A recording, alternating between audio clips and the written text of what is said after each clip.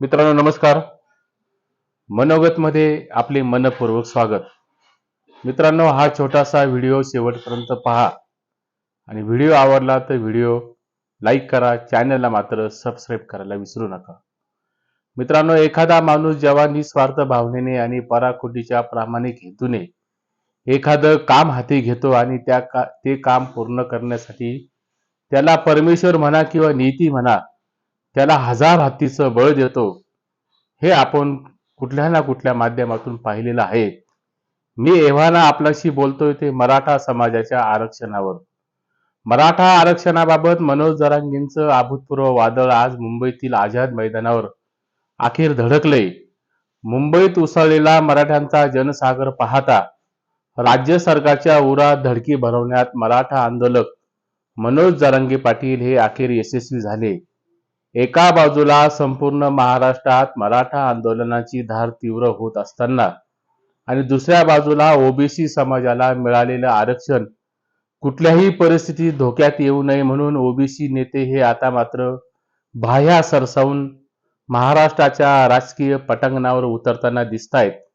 नवे महाराष्ट्राच्या राजकीय नभांगणावर मनोज जरांगेंच्या आंदोलनाला प्रत्युत्तर देण्यासाठी ओबीसी नेते हे रस्त्यावर उतरून आंदोलनाची भाषा ही करू लागले.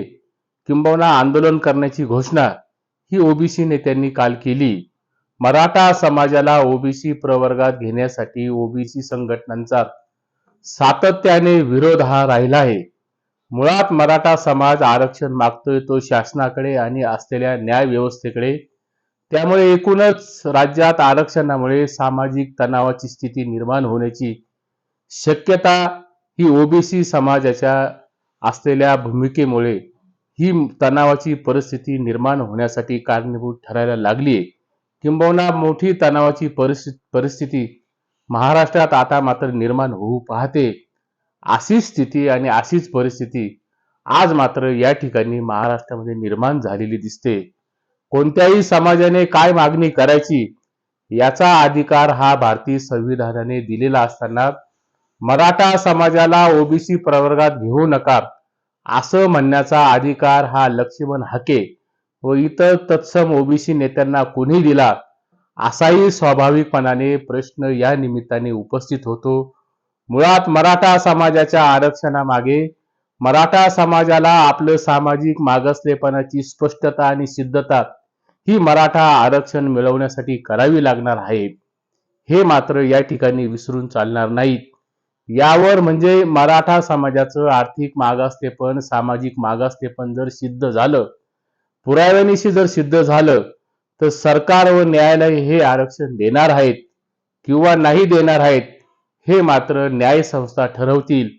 मग मला या ठिकाणी प्रश्न निर्माण होतो, प्रश्न पडतो, लक्ष्मण हाके विनाकारण सवंग लोकप्रियतेसाठी का म्हणून मराठा आरक्षणाला विरोध करून आपला ऊर बडवून घेण्याचा प्रयत्न हा सातत्याने करताना दिसतायत.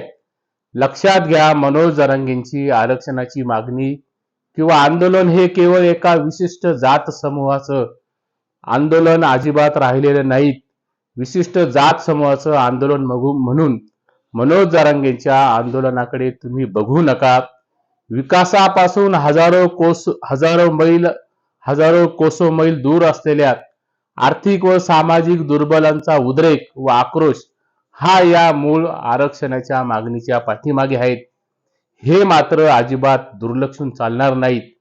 मनोज जरांगेंची जी काही भाषा आज ते वापरतायत तिचा आडून मराठा आरक्षणाला खोडा घालण्याचा प्रयत्न हा सातत्याने मराठा आरक्षणाचे विरोधक हे सातत्याने करताना दिसतायत.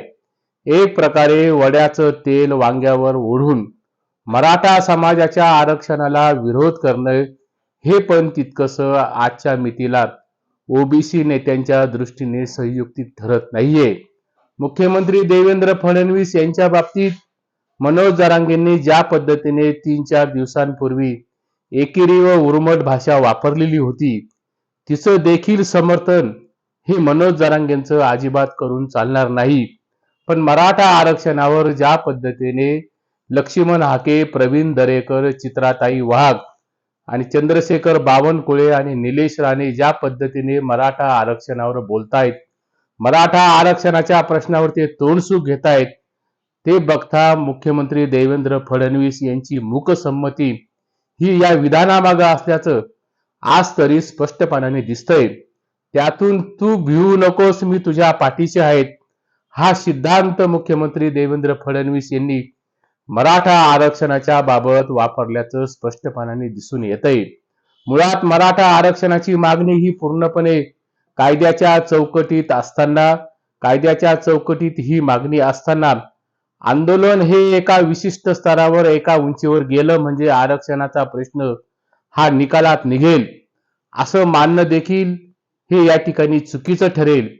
मागच्या काही मराठा आरक्षणाच्या आंदोलनाची यशस्वीता पाहिली, त्या घटना जर आपण डोळ्यासमोर आणल्या, तर आज मात्र आझाद मैदानावर जो जनसागर, जी सुनामी ही मनोज जरांगेंच्या पाठीशी मराठा समाजाने उभी केली, त्यातून मात्र मराठा आरक्षणाची लढाई आपण एक हाती जिंकू शकतो असा समज करणं हे देखील मराठा आरक्षणाच्या दृष्टीने चुकीचं ठरेल. एक तर मराठा समाजाला घटनेच्या चौकटीत मराठ्यांचं सामाजिक मागासलेपण हे सिद्ध करावं लागेल, आणि दुसरं म्हणजे केंद्रात मराठा आरक्षणाची मर्यादा वाढून घटना दुरुस्ती करावी लागेल, जी मागणी यापूर्वी माजी मुख्यमंत्री असलेल्या पृथ्वीराज चव्हाणांनी केलेली होती. पण घटना दुरुस्ती केंद्र सरकार करू शकते, त्यासाठी राज्य सरकारने केंद्र सरकारकडे तसा पाठपुरावा केला, किंबहुना राज्य सरकारने तसा ठराव पास करून हा केंद्राकडे पाठवला, किंबहुना तशी मानसिकता ही आरक्षण देण्याच्या बाबतीत ही राज्य सरकारला ठेवावी लागेल. राज्य सरकारला ही आरक्षणाची मागणी ठेवत असताना नीती आणि नियत ही राज्य सरकारला म्हणजे महायुती सरकारला ही ठेवावी लागेल. भारतीय जनता पक्षाचा डीएनए हा ओबीसीचा डीएनए राहिलाय. मुख्यमंत्री देवेंद्र फडणवीसांनी अनेकदा जाहीर कार्यक्रमातून ओबीसीच्या डीएनए बाबत ही चर्चा ही उघडपणाने बोलून दाखवली. त्यामुळे मराठा समाजाला ओबीसी प्रवर्गात समाविष्ट करण्याबाबत भाजपचा विरोध हा देखील कधीही लपून राहिलेला नाहीये. त्यामुळे ओबीसी समाजाच्या आरक्षणाला धक्का लावू नका असं गुळगुळीत उत्तर हे नेहमी सांगितलं जातं. पण कुठेतरी चांगलं निर्माण करायचं असेल तर धक्का लावल्याशिवाय कुठलीही निर्मिती होत नाही, हे देखील या ठिकाणी आपण लक्षात घेतलं पाहिजे. आज ज्या पद्धतीने मराठा आरक्षणाला विरोध करण्यासाठी रस्त्यावर उतरण्याची भाषा ओबीसी नेते सातत्याने करतायत, त्यांनी पण कुठेतरी एक गोष्ट मात्र लक्षात ठेवली पाहिजे. बहुजन समाजाला सर्वात पहिलं आरक्षण हे एका मराठा राजाने दिलंय. श्रीमंत छत्रपती शाहू महाराजांनी करवीर नगरीमध्ये बहुजन समाजाला आरक्षण देण्याचा क्रांतिकारक निर्णय हा त्यावेळेस तत्कालीन असलेल्या व्यवस्थेला झुगारून श्रीमंत शाहू महाराजांनी घेतलेला होता. आज महाराष्ट्रातील सत्तेत मराठा समाजाचा खूप मोठा प्रभाव आहे. दोन्ही सभागृहाची मराठा आमदारांची संख्येची बेरीज केली तर ती जवळपास 165 ते 166च्या जवळपास दोन्ही सभागृहातील आमदारांची संख्या ही दिसते. तरी पण मराठा आरक्षणाच्या मागणीला विरोध करण्यासाठी विरोधकांकडे एवढी हिंमत येते कुठून? त्यांना मात्र एक गोष्ट स्पष्टपणाने माहीत आहे की मराठा समाजात दोन गट आहेत.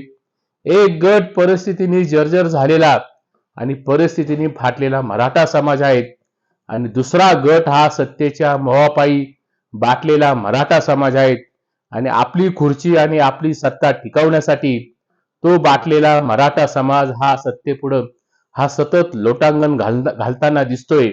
2016 मध्ये मुख्यमंत्री देवेंद्र फडणवीस सरकारने मराठा समाजाला आरक्षण दिलेलं होतं, पण महाविकास आघाडी सरकारने सुप्रीम कोर्टात आरक्षणाचा मुद्दा व्यवस्थित न मांडल्याने ते आरक्षण सुप्रीम कोर्टामध्ये हे मराठा समाजाचं फेटाळलं गेलेलं होतं.